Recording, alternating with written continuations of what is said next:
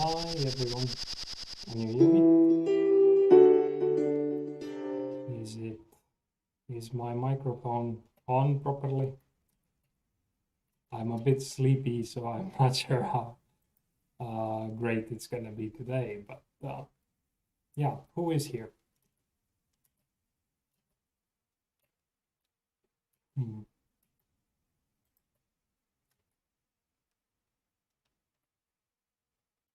Also this visual, yeah, this image, I should remember to zoom in a little bit.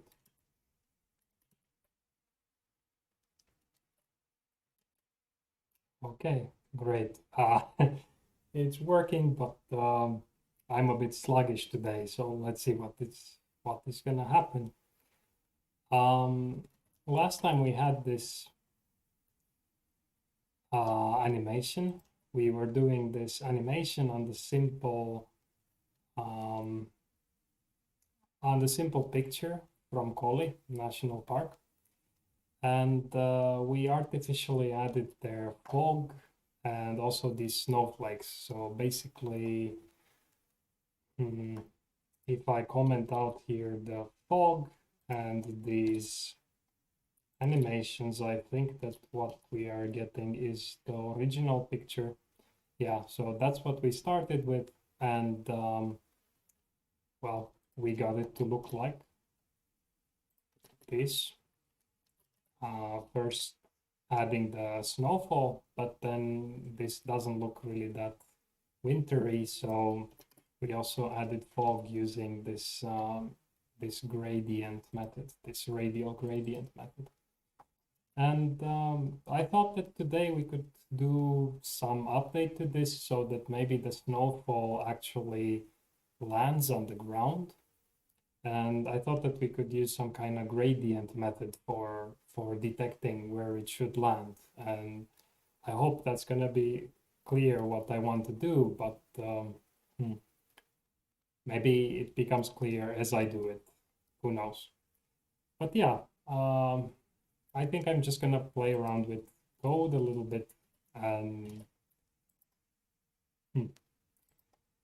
how about you guys? What would you actually like to see from this in the future? I was thinking, what should I do next time? And maybe I change from this wintry effect to some other kind of applications. What kind of applications would you like to see?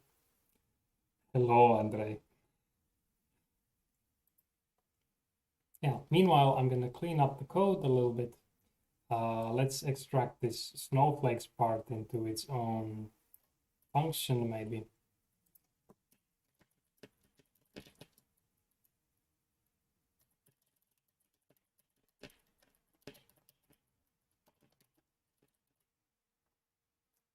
And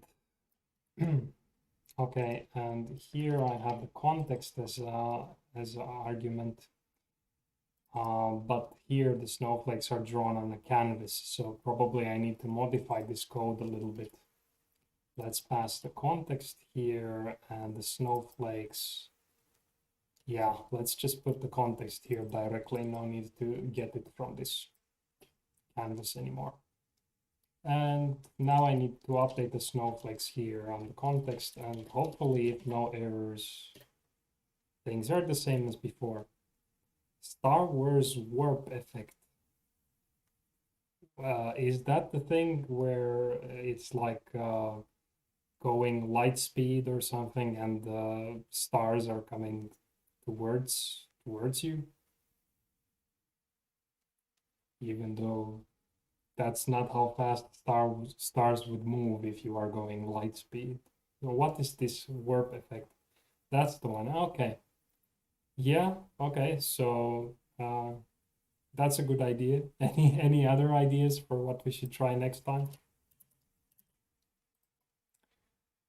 Yeah.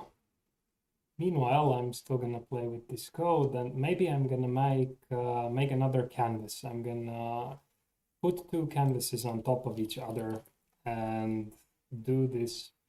Collect the snowflakes on another canvas. I'm not sure if that's gonna make any sense, but the snowflakes that are standing still, I want to draw them just once. the ones on the ground, not to redraw on every frame. So I'm going to use a separate canvas on top of the first one, and it's going to be kind of like a layering system. And yeah, let me just do this. So we will have a front canvas and a back canvas, and most likely here we need to say that we are going to animate these things on the back canvas. Not both of them need to have this background image, so let's just put this only on the back canvas here. And I need to index it by, to refer to it by its ID using this number sign. So this one is going to have that calling background, but the front canvas is not. So let's make the front canvas some color, like red, for example. And let's see what we have. I think I can refresh the page and nothing happens. So we do have both of these canvases here, but one of them is not. It is showing, but the background, oh, not background image, just the background. I think it's just called the background. So maybe this. Yeah, so now I have two canvases, one on the left and it's doing stuff, and one on the right, it's red, but it's not the correct size. I want it to be basically on top of this other one that we have here. So let's play with these sizes a little bit. I'm gonna refer to it also as the front canvas here and set its width and height to the same values, the same pixel values that my image is. And yeah, let's see what we have now. So now they are the same size, but they are not on top of each other. I'm gonna position both canvases. So now I'm referring to all the canvases in this one script. I'm gonna position them absolute.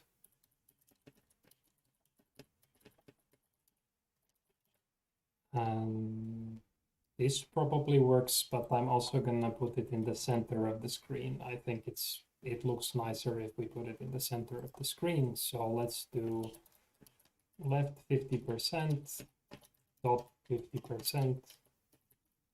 And then if I leave it like this top left corner is actually gonna be in the center. So this is not what I want. I also want to translate the canvas to the left, to the right, and to the top by half. So I'm gonna translate minus 50% here and minus 50% to the top. And this is now basically the animation is in the background, and then this red canvas is on the top. Let's make it transparent red so that we see something behind it. Yeah, so now the one on the top is visible somehow. And, the one behind is still doing all the showing the image, showing the fog, and rendering the snowflakes. So now what I want to do is somehow detect on this top canvas, to put on this top canvas these snowflakes that are landing on the ground here and not on the lake itself. So I'm assuming that on the lake they will melt if they fall in the water, but if they fall on the ground here, I would like to keep them there and stop moving. So I'm gonna make them appear on this front canvas somehow, but first I should somehow tell it where the land is. So I'm gonna draw some kind of a triangle here that will cover the land area, and I'm gonna use that triangle area as a hit detection spot. Hopefully, Not sure if this is gonna work, but that's what I thought it's gonna be like. So let's see. Yeah, let's make this, let's remove the background color of the front canvas for the moment. So now it's gonna be completely transparent background. And I'm just gonna try to draw a triangle here. Let's see.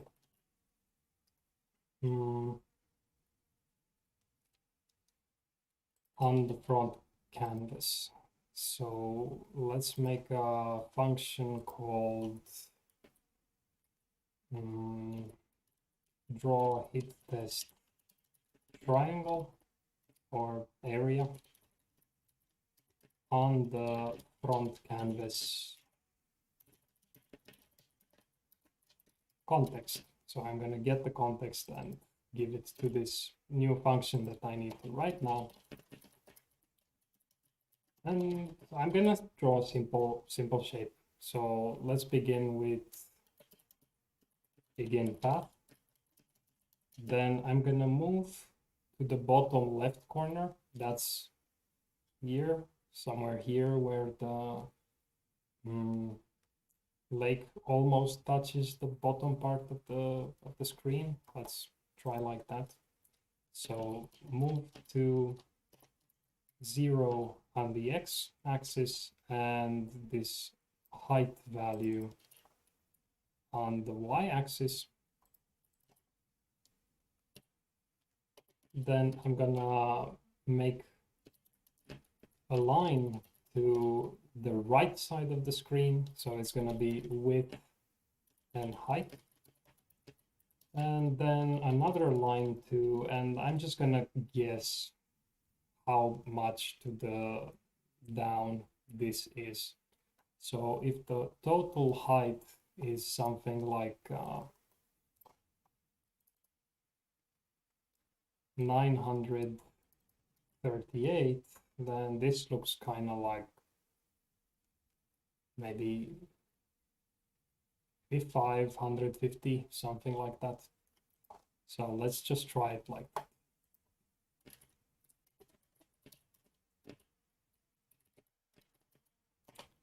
And I try to fill this area. So let's see what we get. We get this. We get a black triangle here. Pretty good guess, I would say. Let's make it a little bit transparent.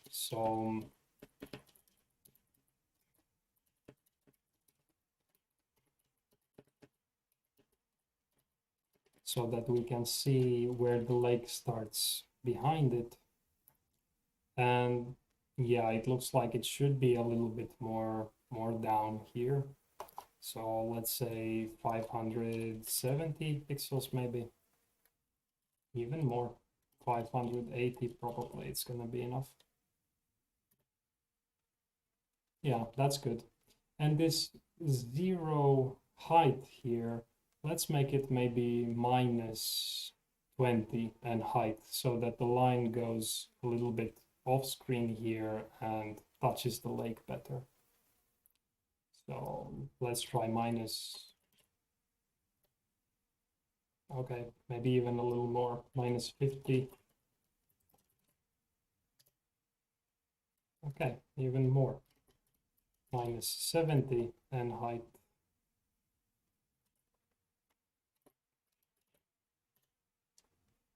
I think now it looks pretty good. So basically this triangle now starts a little bit off screen here, and this line kind of touches the border of the lake. Maybe I can also lower this down just slightly. So let's say here 590. Yeah, that's pretty good, I think. So I was lucky that this looks kind of like a triangle there. Of course, if it didn't, I could have used some kind of curve there instead. Okay, so now I want to actually do a trick here. I want to draw this triangle with the gradient. For example, let's have it white on the top and then red at the bottom. So the increase in red is going to come from the back to the front. And the reason I want to use a gradient here is because I want to use the value of this gradient to correlate it with the size of the snowflakes. So basically, I'm going to say that if it's white at the top, the smaller snowflakes should correlate with this less red of the gradient. So those small snowflakes, which are seemingly at the back, are going to stop in the far side of the picture, in the top part of this gradient, which is going to be more white. And then the bigger snowflakes are going to stop more in the front. So I don't want them to just stop randomly all over this this triangle. I want them to stop with respect to their size, and that's why I want to use a gradient here. So it's some kind of a trick that I actually never used before, but I think it's going to work quite nicely. So let's see what happens. And I don't remember how to make this linear gradient on the HTML canvas, so I have to look it up, but it's quite similar to this radial one that we used for the fog in the past. And yeah, I think something like this is going to be good enough. So this gradient here takes the context, creates a linear gradient from one x and y and to another x and y. And we could start the y at 590 and go all the way to the height. So this gradient is not going to change horizontally in any way. It's going to stay put. There will be no angle like this, but it will change from the top to the bottom, from this 590 pixels where the triangle starts here in the top area. This is going to be white, and then more and more and more red I'm going to make it. So let's see. White, red, and then I'm going to take the gradient and pass it to the fill style actually here.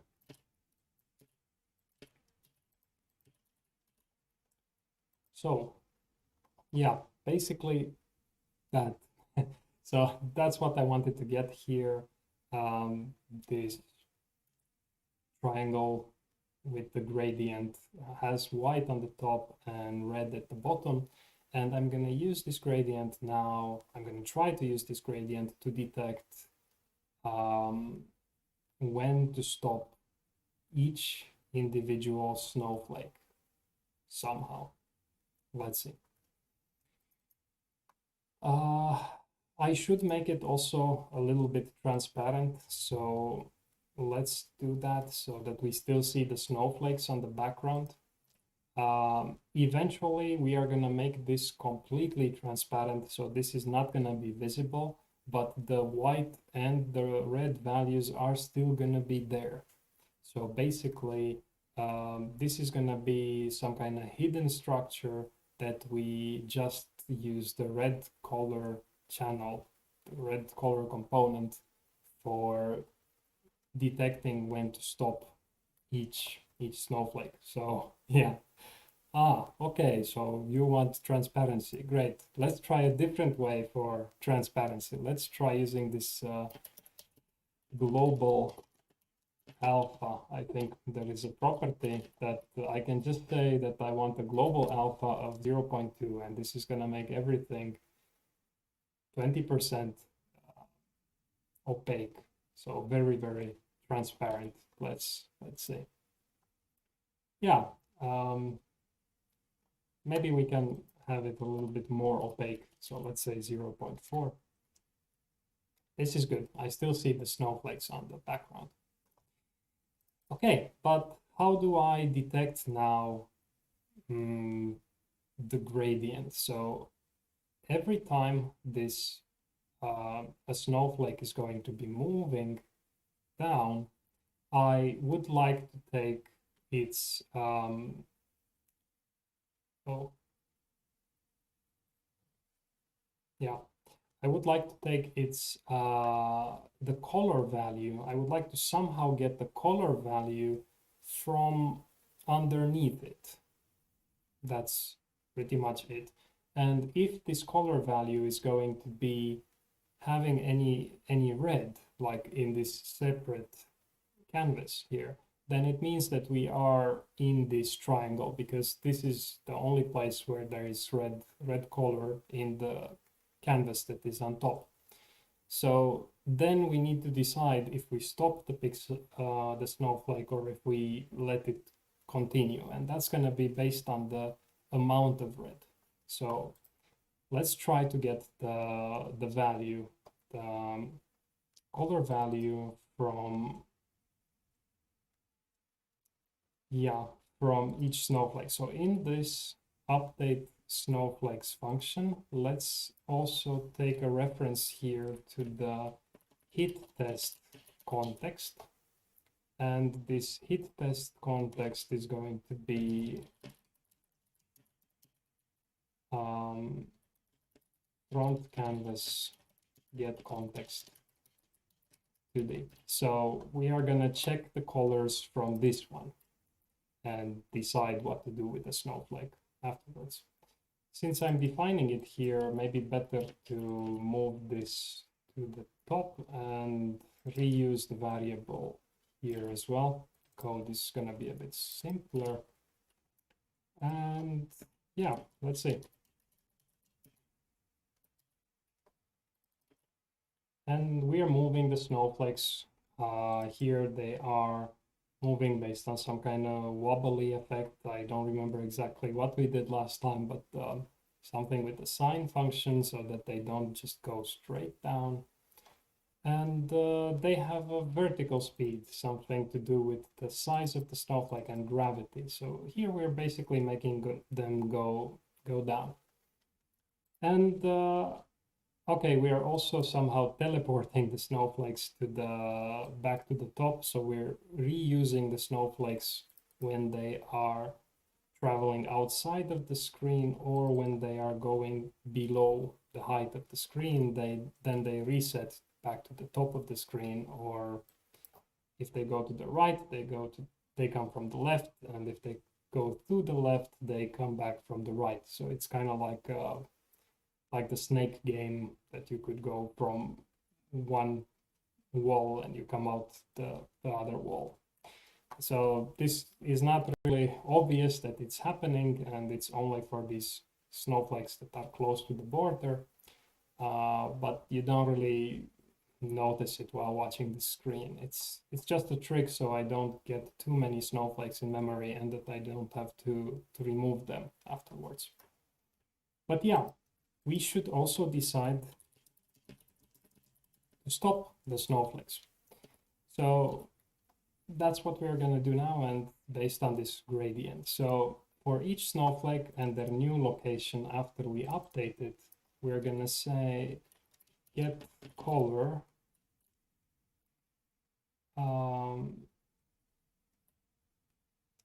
at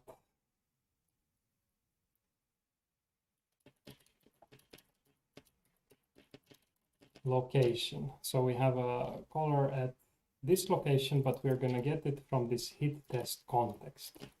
So let's see color here, and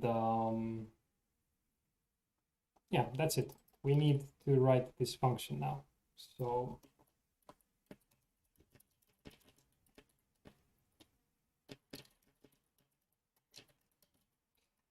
to get the color at the given location, we use the get image data method. So this is a method of the canvas context, and we're going to get the image data at this location. So location of 0, location of 1, and I want a single pixel value. So I'm going to take one pixel horizontally and 1 pixel vertically. This method can actually give you more than just 1 pixel value. It can give you even the whole canvas size if you specify here width and height. but I'm gonna need just one value where the pixel is to see if it's covering that triangle on the bottom right corner. So let's see.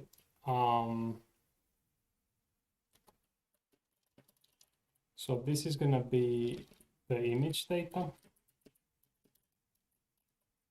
and the pixels here are actually stored in the data attribute of this image data object. So this is going to contain pixel values, and they will be something like, for example, a 4-element array. So they are going to be like this. And the first one is going to be the value for red, the second one for green, the third one for blue, and the last one is for transparency. So it even gives you if the pixel is transparent or not. But this amount of red is going to be something that I'm going to be interested in. So maybe I'm actually not going to get the color here. I'm just going to get red amount. And I need to return the data of 0. So that's going to be the red amount here. And based on this amount and somehow on the snowflake radius, I need to figure out how to stop them in proportion. But let's see here. Can I debug this somehow?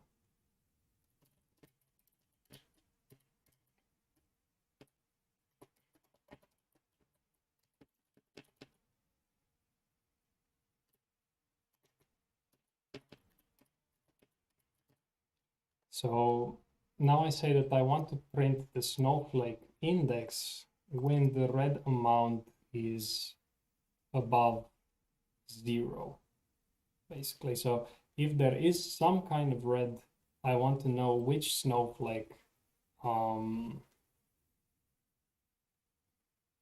Yeah, let's try to see if this does anything. Okay, it's a bit slower, so it's a bit more processor intensive to do this get image data all the time. So this is something that probably would work okay, but because I'm streaming at the same time now, it's a bit laggy, at least on my computer. I could lower the amount of snowflakes, but yeah, this is kind of like a downside for this gradient method here. Okay, I'm also logging many things here in the console, so this is also slowing some things down. So these should be now the indices of the pixels of the snowflakes that are reaching this red area, this triangle area. Maybe I comment this out now, so let's see if this is as laggy after I comment it out. Actually, it's not as laggy, so it's quite okay. But this console logging was really demanding. Okay, so instead of logging the index, let's maybe make the pixel go to the top of the screen to see if it happens, if it works. Basically, that should mean that all the pixels that are covering this triangle here are not going to be covering anymore. They are immediately being transported on the top side of the screen, and it appears like new snowflakes are coming. So let's try this. Let's say snowflakes of I, location of 1 is equal to 0. So the same as here, but not if we are exceeding the height of the screen, if we are on some kind of red pixel with any kind of red color in the hit test canvas here. So let's try. Yeah, so it kind of works as expected. Basically, now the snowflakes don't go into this region at all, because everywhere in this region there is some kind of red color component there. So even here, close to the white tip part of the triangle, there is actually some small value of red. But I want some of the snowflakes to pass inside this red triangle, and I want the small ones to pass only very little, only here at the top, but the big snowflakes, I want them to reach all the way to the front of the well, to the bottom of the image here, so in front of us as we are looking into this scene. So basically this red, I don't want to check if it's just greater than 0. I want to check if it's greater than, does it work if I say if it's greater than the radius? But because this red is between 0 and 255, and the radius is between, what is it? Let's see.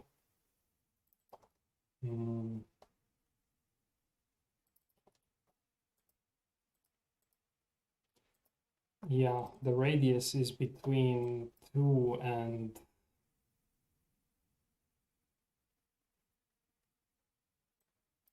7. Then this is not the proper comparison here. So I would like them to be in the same kind of scale here. So maybe I need to multiply this radius by something quite big. Maybe by 255 divided by 7 or something like that. Let's see how much is this. 36. Yeah, let's see. Let's see if this works. So either I divide this one by 36 or I multiply this one by 36. So I want them to be comparable, the two values, and the red going from here to 255, radius from 2 to 7. I either should normalize both of them between 0 and 1 and then do the comparison there, or bring them in the same range by multiplying just this part. So I'm just doing simple image editing here for this one particular case, and I don't care so much about this type of making the code here too general. So let's try just this.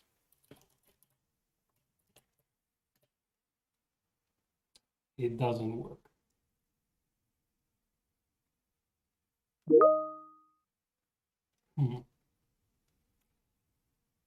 Why doesn't it work? So I'm taking the radius.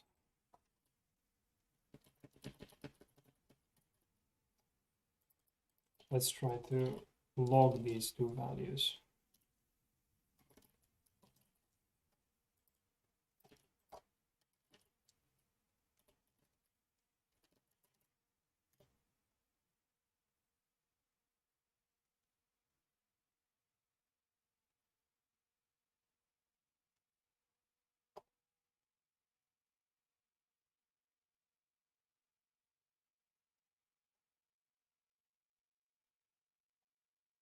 Okay.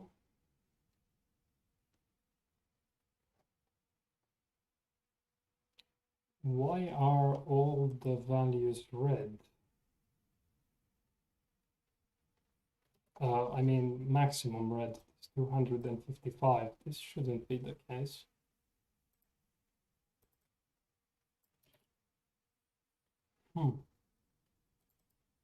So I'm getting the red value at the snowflake location. True.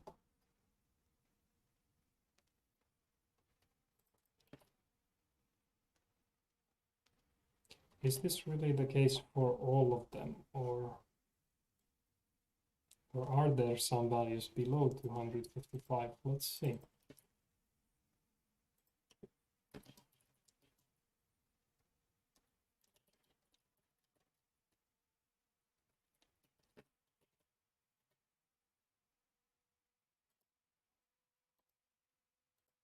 No, so there seems to be some glitch in the matrix. What's the problem here? It's getting the image data at the location for one single pixel value, right? But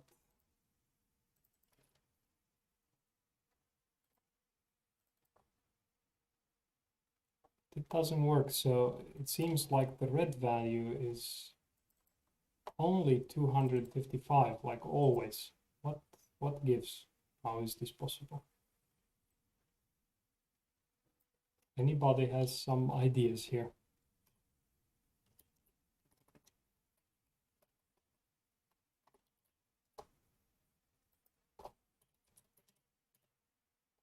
So it looks like every time I'm getting the pixel information from the snowflake. Oh, right. Yeah, good point. White is 255. Damn. Yeah, very good point. So this white is actually 255, 255, 255, and red is 255, 0, 0. So this red component here, it's gonna be always 255. So it's actually not at all what I want. I wanted here to have 0, 0, 0. So this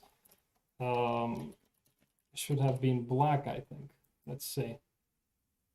Yeah, well, this still works here, but let's try now to re-add our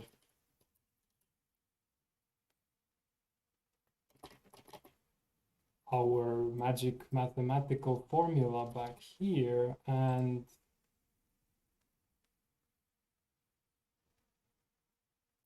something seems to work. So let me try to zoom in on this a bit more. If you look closely here, you will see that these bigger snowflakes are the ones that are passing through all the way to the bottom part here of the red area. But the small snowflakes do pass through here in the back part. So yeah, I think that this is kind of working. Let's try to make this heat test area completely invisible.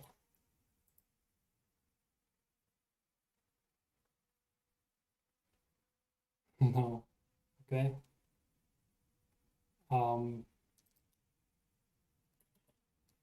Yeah, this doesn't work.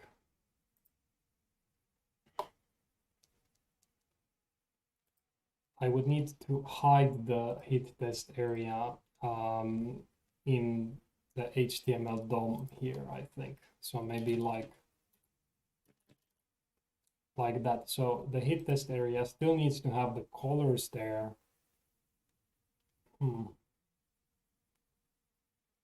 Okay, but here some very weird things are happening, like these small snowflakes are coming down and then they are disappearing here immediately. So actually these snowflakes should come everywhere up to maybe this line here, but they should never go lower than that. They basically, if they are over the water part, I think that they need to melt. So this triangle that I have been drawing here will be used to detect where the snowflake has to stop on the sand, but not where the snowflake needs to transport back up. Yeah, so so I actually need another heat test if I want to still use this gradient method for this entire area here. This is complicated. Yeah, let's try to make this a little bit more interesting now. I'm gonna make another triangle here that it's gonna be black on the top, but then turning to yellow at the bottom. Yeah, just bear with me and let's see what we get. So another triangle, I'm basically gonna copy this and put yellow here. So yellow is still gonna have maximum amount of red here, but it's also gonna get maximum amount of green. So I'm hoping that I could use this green somehow to detect something. Let's see. And this one should start at 590 and minus 90. So I'm gonna start it here. Then it's gonna go down here. So minus 90 height. Then it's gonna go to the width and 590. So here. Yeah, let's see what happens. Okay. So you can kind of see now what happens. These small snowflakes are now stopping in the more back part here because they are finding a yellow region that has sufficient amount of red in it to stop it, if that makes any sense. So basically we try to simulate that snowflakes that are small are somewhere in the back, and this gradient is going to tell us where they should disappear pretty much. But I also want to make a special detection here what to do if the triangle, if the color doesn't contain any green. So here yellow is a combination of red and green. I basically want to check if there is no green at all. So this red triangle here contains only red values and no green. And if it is like that, and if the pixel stops, if the pixel disappears, I actually want to keep it there. I want to paste it on another canvas. Maybe we use a third canvas for that. So let's see. I'm gonna put here, yeah, let's rename this to heat test canvas. And the front canvas is gonna hold the pixels, hold the snowflakes there. Yeah, I think this is gonna work. Let's see. So the front canvas, heat test canvas. Yeah, let's name it like this. And here the heat test context comes from this one. And my snowflakes also need to be drawn on this new context, this front layer. So yeah, I think this is gonna probably work.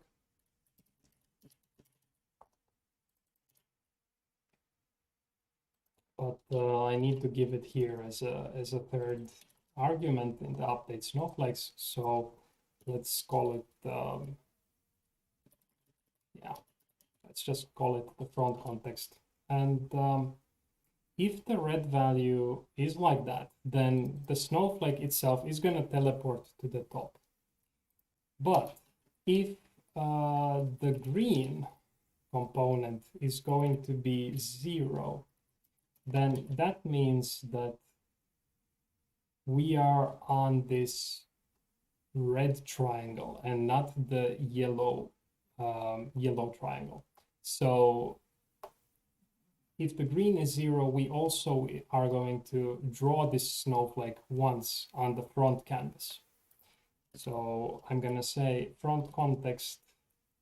No, I'm going to say draw the snowflake on the front context. once, and then the snowflake is going to teleport back to the top. Yeah, I think this is done pretty much, but we don't have any green amount. So let's make this a result and return here the red value and the green value. So green is the second value here. And we take the red from the result and the green from the result. So I'm pretty much grouping two values in the same object here. Let's see, is this working or something actually works. Yeah, it's not bad. Let's remove this hit test canvas from the display.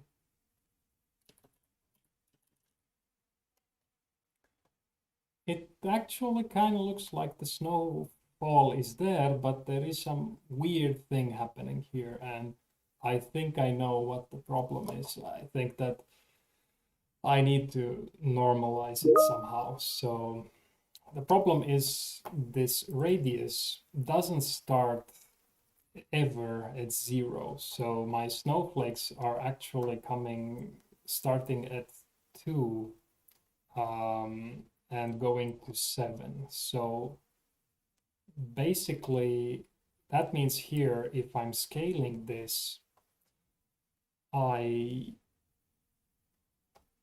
will have some values of red where nothing happens. So here at the beginning of these gradients, it's because of that 2 that is happening in front. So I should have normalized these and make something more smart. But I'm gonna hack it again. I'm gonna say here a -2. So my radius is between 2 and 7. That means that radius -2 is going to be between 0 and 5. And now if I want to get from 5 to 255, this is just 51, I think. So if my math is not mistaken, then it should be something like this to be proper. Let's see.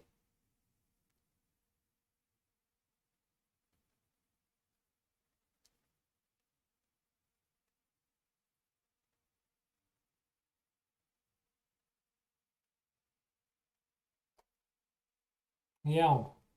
Hello, Diego. Yeah, Gondolf here.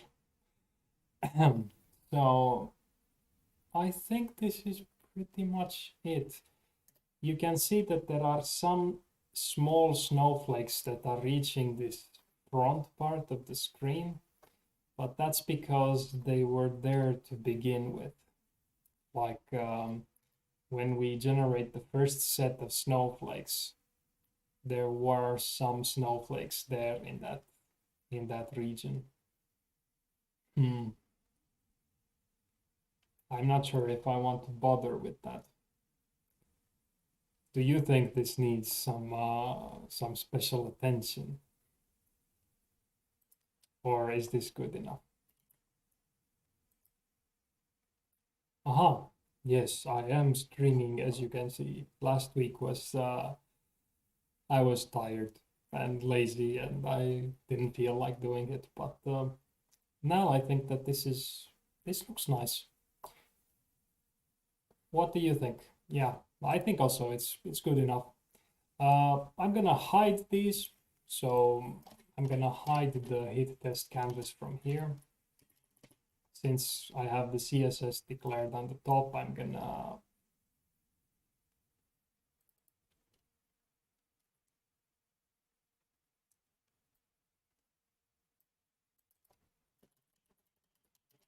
do this.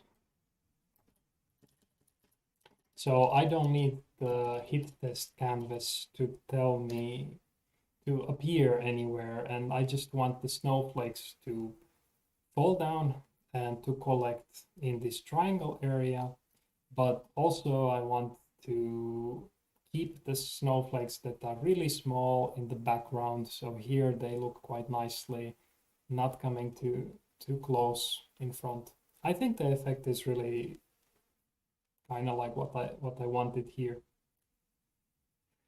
Yes, you did, and I forgot to ask, but as you can see, there are not so many chat messages, so I think that I still survive without Diego's help for some time. But anyway, thank you, and when you have time, you have to teach me that. Okay, so that's it pretty much. I think so. Maybe we desaturate the photo a little bit. Even though I'm adding this fog here, this is very much green here on the right. So it doesn't look very wintry, does it? Like maybe if we make it more of a gray, of a grayscale photo, it would be better. And actually, you can do that, I think, quite easily in CSS, but I don't remember exactly. Let me see.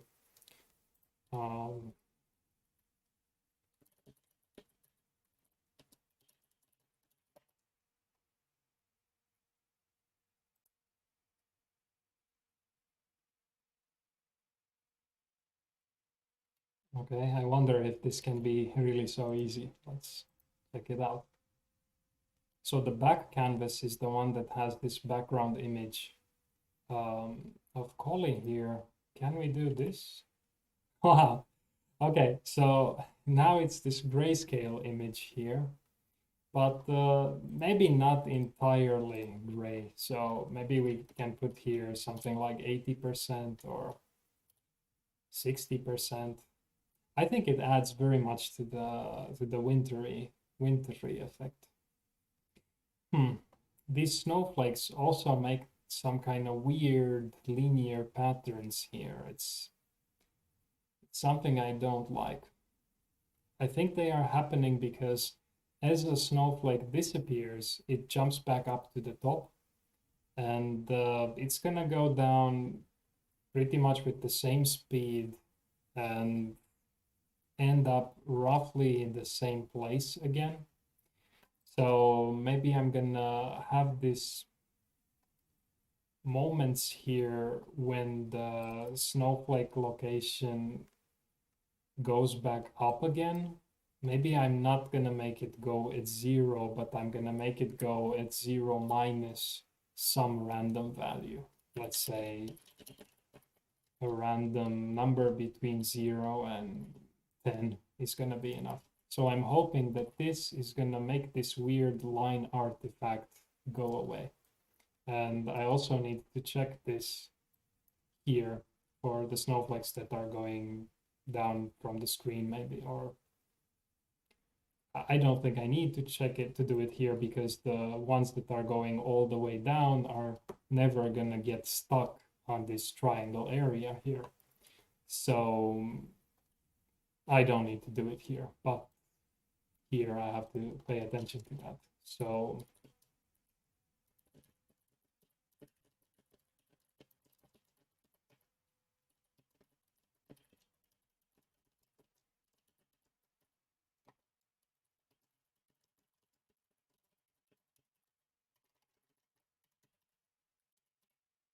let's see, does this work?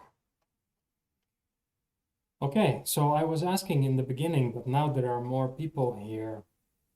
What do you want to see next? Andre has this Star Wars warp effect idea when the spaceship was going fast enough and then the stars were somehow leaving a trail behind and you were going like in the middle somehow. He would like to see that one. But what kind of other projects would you like to see? Like any kind of ideas you have, just write them there and we can talk. Also this grayscale filter, I forgot to add it in the back canvas.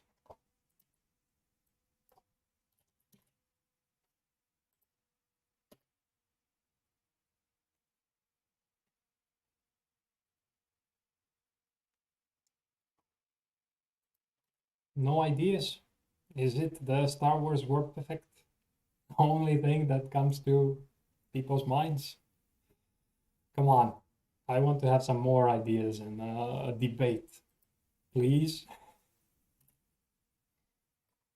Hmm.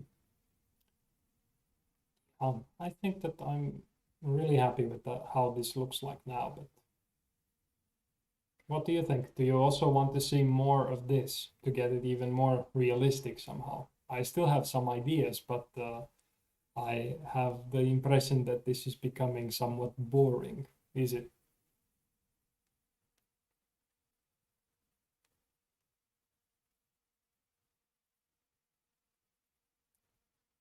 Now I hope I'm still streaming and that you are still listening.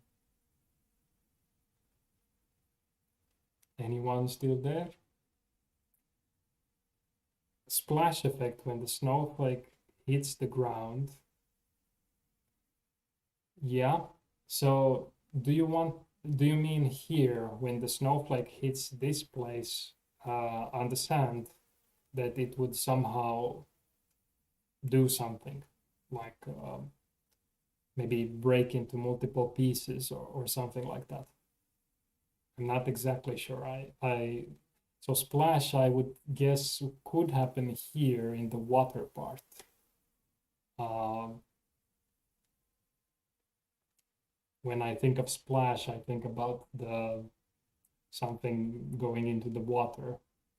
So I could do it there, but I could also do that something happens here that it doesn't just stop, but maybe crumbles into smaller pieces or something.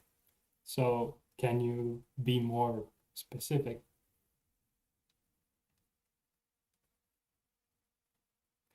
Yeah, yeah, that could be. Let's see. So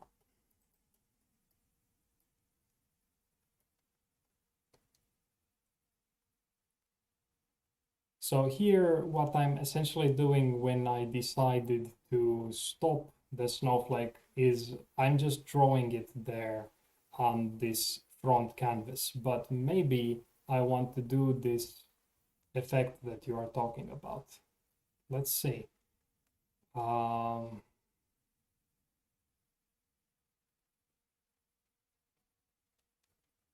okay.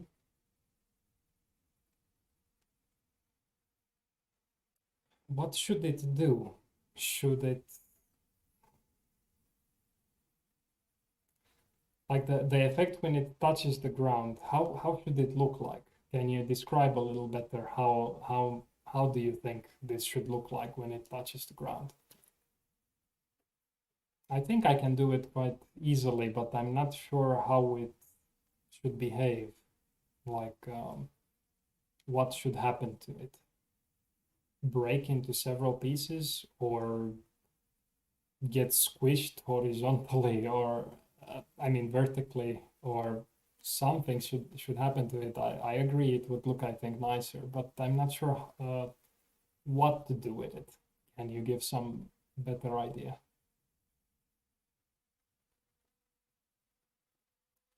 Because some After Effect is a little vague and I'm not sure if I can come up with something reasonable. Maybe breaking it into several smaller ones. Yeah, let's try that. Yeah, let's try that. So I'm gonna, instead of drawing it on the front canvas immediately, I'm going to say um, snowflakes of eye um, into many pieces. Yeah, okay. Let's try that. I'm going to say break state is equal to true. I'm not going to draw this on the front canvas anymore. And also, yeah, there is some delay between the stream and I know that's why I'm trying to talk all the time and somehow fill in the gaps, but I'm not sure what to do about it. There is some lag. But yeah, I'm gonna set the break state to true. And this break state is going to be something totally different. So if the snowflake, if the snowflake's break state is equal to true, I'm not going to make it go with the wind or go down. I'm not even gonna detect anymore these red things or whatever. I'm just going to let it go. And if the break state animation is going to be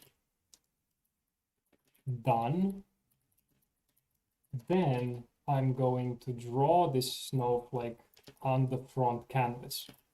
So if it's in the break state, it's gonna do something else. It's somewhere in the snowflake code, I'm gonna make it break into pieces, animate it breaking into pieces quickly.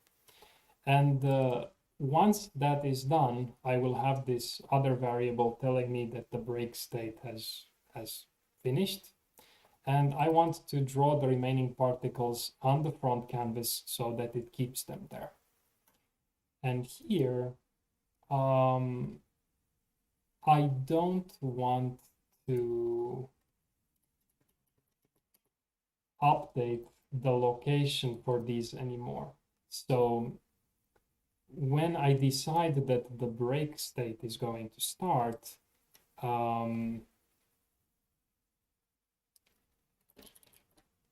if it doesn't start, then I can teleport it here. So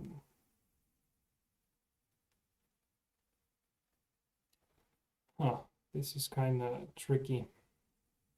So this means that it's in the red area, so the break state is going to be true. Otherwise, it's not in the red area, it's in the yellow triangle. So I remember that I remind that we have these heat test triangles here, so it's going to be in the yellow part. So in the yellow part, it will go back to the top. So this is good. Yeah, this is good. But this break state, when it's done, then we draw it on the front canvas and then we make it go back to the top. So a little bit change in logic here. And if it's in this break state, then we don't have to process this part of code anymore. So this can go in an else statement. I'm gonna refactor this code a little bit later, but let's first just see how it looks like.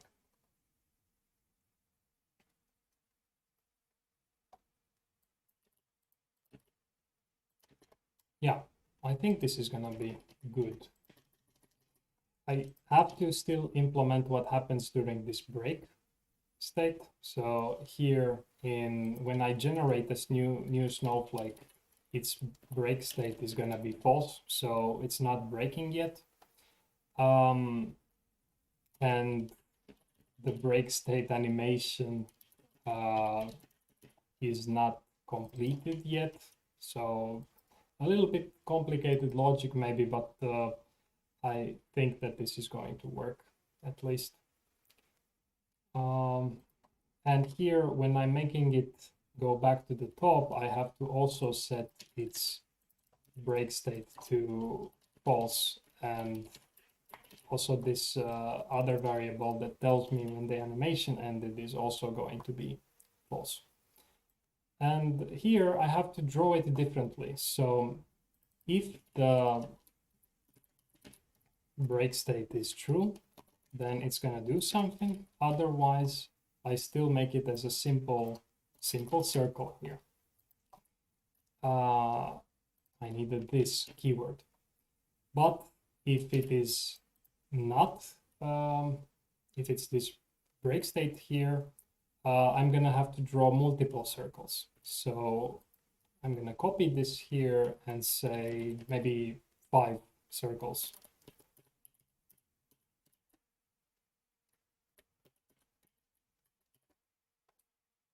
Yeah, but the location of these circles are going to be a little bit randomized. So let's say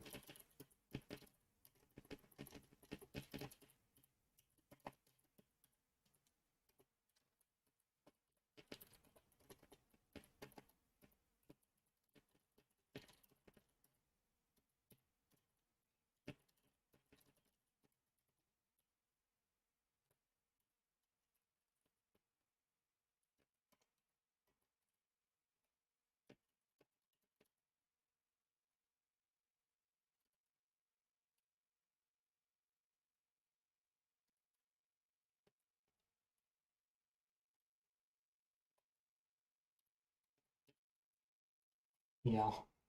So I'm taking the original location of the snowflake and adding a random value to it somewhere inside somewhere relative to the radius of that snowflake. So if the snowflake is bigger, it's going to break in parts that are more spread apart. But if it's smaller, it's going to break into parts that are more grouped together. So it's going to depend on the size of the snowflake. It's not very complicated thing what I'm doing here, but you may want to think about what is happening.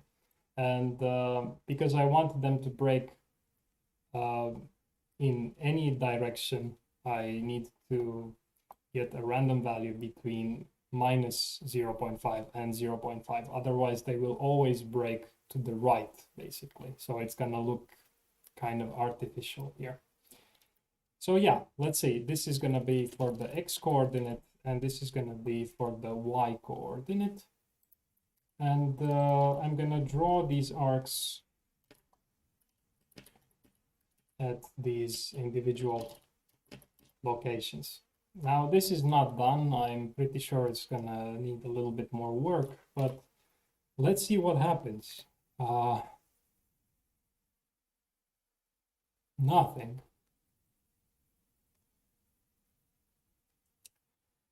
Yeah. No, actually, there is just one state. There are just two states. There is the normal state and the breaking state. So this one. But I also need to decide somehow that this breaking has ended. And that one will trigger again the normal state. So here, when it's done, the breaking state goes to false, and it's going to continue to draw normal snowflakes again. So just two states, normal and breaking, and that's it. But I need to somehow detect that the snowflake has done breaking, and this is something that I haven't used yet. It needs to be decided here inside of this animation, like when is it done breaking, sort of. But something doesn't work at all here. So there are, yeah, I think there are several problems. First of all, I don't have this break state done here.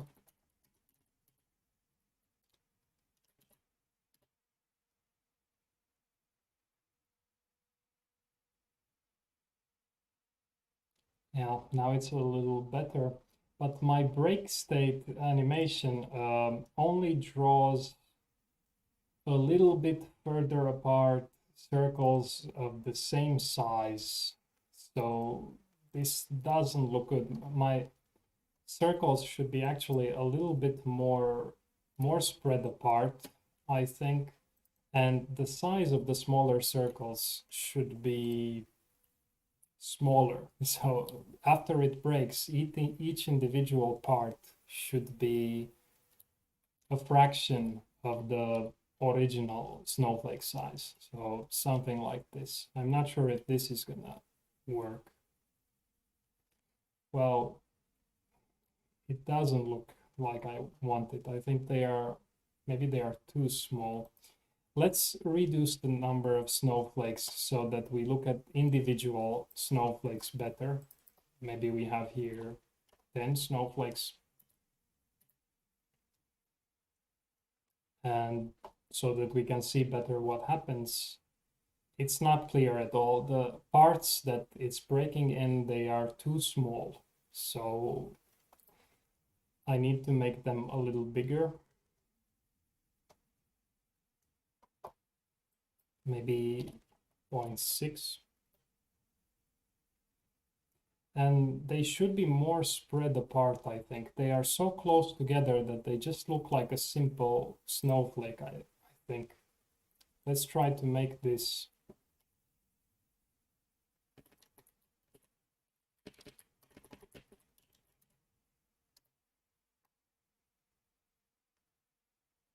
Okay, a little bit kind of hard to see, but something is happening. I need to make this even bigger a little bit. So I'm spreading it, I'm making it go further away from the original location, and depending on this radius value. Yeah. Okay, I actually don't need this break state done. I think that this looks really nice as it is at the moment.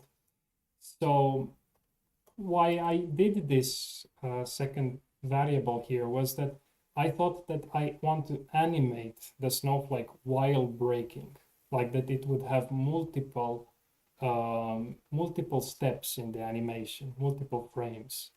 But I think that this looks really nice with just a simple frame of the last thing that happens to the snowflake is it's drawn slightly differently. So I don't need to animate multiple frames here. At least I don't want to do it anymore. So I don't need to have a separate variable to detect when the breaking is done. It's done immediately after it was drawn in the break state. So basically I can remove that, and here, if it's in the break state, I know immediately that it needs to be drawn on the front canvas, the object teleported again to the top, its break state set to false, and this one not needed anymore. So yeah, code is not that bad after all. And you can see now when the snowflakes are falling that they look a little different, so they are breaking on impact. So more frames into the breaking animation, I thought that here, when this is breaking, I'm moving each part of the snowflake. So here what I'm doing, I'm drawing the snowflake parts. I thought that I draw them once and then I draw them again and then I draw them again, but the distance that they are going away from the original location grows. So basically, depending on something like maybe something like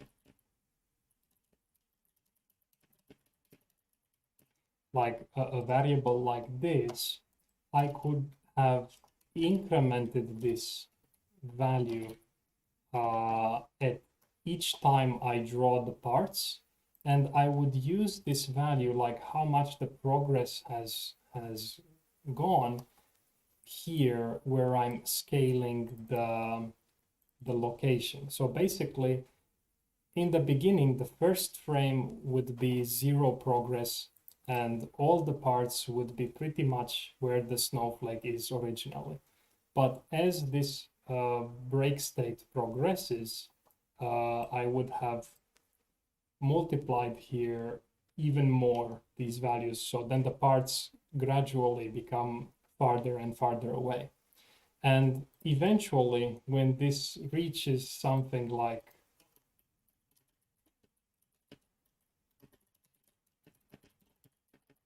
let's say 10 frames or however many you want, then I would have used that break state done so that I can trigger where I'm drawing all the snowflakes, the repositioning of the snowflake to the top. So that's why I wanted to have this extra variable there. But I think that there's no reason to complicate the code like this, because in reality, you don't see so much detail when a snowflake hits the ground. So I actually prefer this this simpler animation now. I'm pretty sure that it looks better than what I could do animating more frames there. Yeah, I mean, I could have done it now because I basically wrote it there. But I think in general, it wouldn't be a good idea to animate too much when the snowflake falls. So I think that this kind of simple, easier to make code is actually looking better as well. Let's add more snowflakes and see how everything looks like now.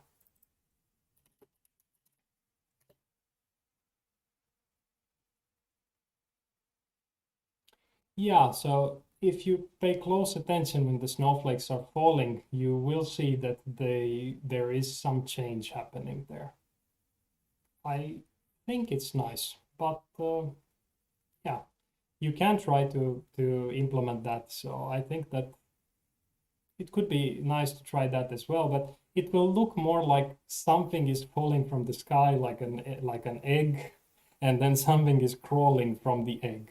So instead of having it won't look like snowflakes anymore. Something will be moving on the ground, and it's just not natural. Like if you see a snow fall and the snowflakes falling outside, it's not like that in real, even though you may imagine it like that.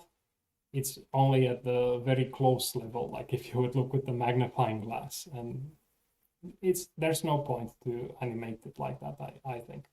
But yeah, you can try, and definitely you can make all kind of fancy, funny effects here.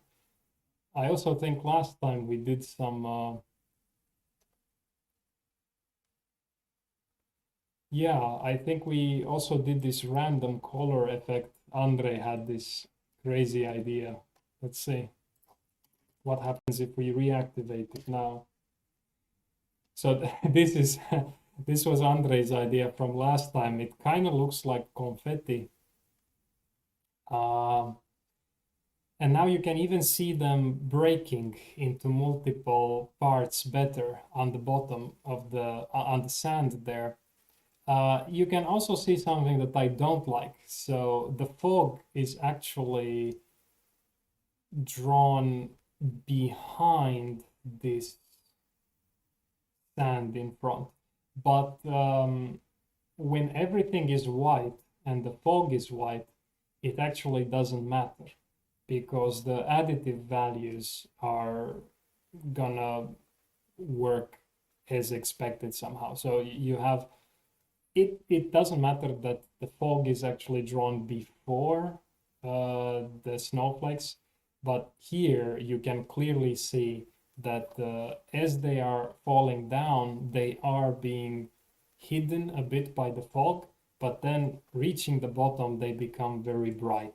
So this only happens if we enable these colors here, but if we keep them to white, this won't matter, because the fog basically makes them whiter, but they are as white as they can be. So yeah, but anyway, this actually shows a little better how this breaking effect looks like. So I'm happy that I enabled it here, and I'm gonna disable it now to get back the previous effect. So you see that it's not actually bothering at all that I'm drawing here the snowflakes on top of the fog.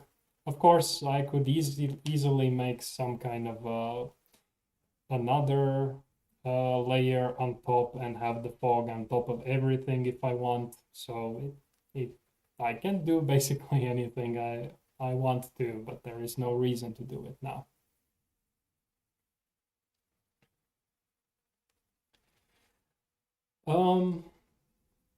Let's see. So the falling speed of each snowflake here. So each snowflake's vertical value goes with the gravity multiplied by the radius. So there's no randomization here. I could scale this, so I could scale it by some random value, or I could add to it a random value, maybe between 0 and let's say 4.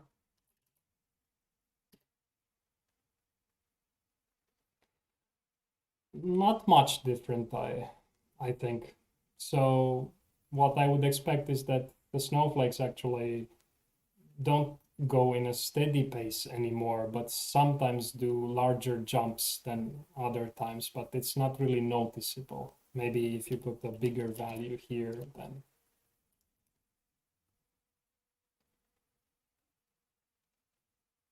I don't think it's a very big difference. I'm just gonna disable it for now.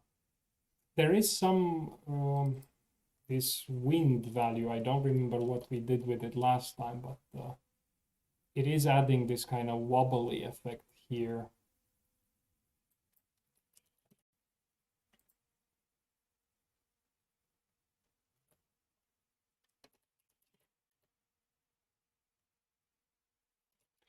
All right, now I remember what this was. So I could amplify this wobbly effect maybe like this. And now the snowflakes look like going more from left to right. So this is something that could be also played with.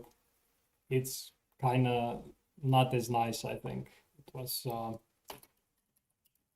maybe smaller value, or as it was, I think it was quite nice. This is also good. Yeah, it is scaled with the size. So we thought about it like this last time, that if you see a snowflake in front of you and it has a certain size, if it's twice as far behind, then even though it has the same size, it's gonna look twice as small. But if you think about it, it's also gonna move half the speed, seemingly half the speed. So we are basically trying to emulate the 3D perspective here by drawing them at different sizes. But in reality, their sizes don't really vary that much. So if you see a snowflake smaller than another, it means that it's further behind and it should look like moving slower. It's the same as the parallax effect. If you're in a train and you see the houses in the front going really quickly, but then the things in the distance, they hardly seem to move at all because of this perspective. They are moving and they are moving really quickly, but even the distances scale. So it's, yeah. But you can actually find also those lectures, those live streams. They are also here somewhere, but on the channel, but I think they are kind of boring to watch without having the interaction. So yeah,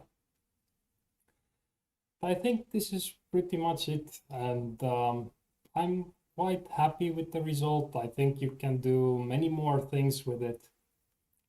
But I would still want to know what to do next time. So any ideas from you? Like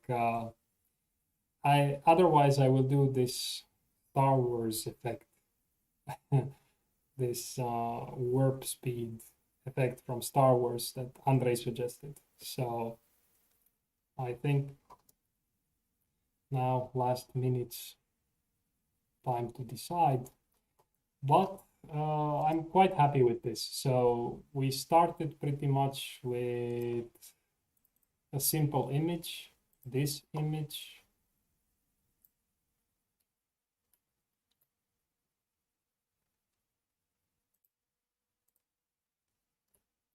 And I think that the result is really, like, really different. So the fog, the snowfall, and now the snowflakes that are actually falling on the ground here. Of course, you could do many more things, maybe consider putting them falling on the trees in the background as well, other stuff, but starting with simple image like this and making it look like this, I think just using code and no Photoshop or whatever. I think it's a fun project and interesting to know how to do these things.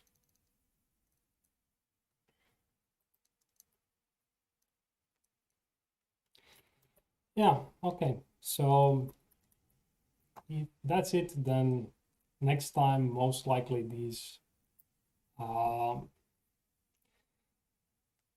warp speed effect, or maybe I get some other idea by then, but this warp speed effect is somehow very similar to these snowflakes in a way, like still some kind of particles there drawn on the scene, and maybe I'm not that excited about doing that. So sorry, Andre, but I will do it if no other ideas. And yeah, if you do get some other ideas, let me know.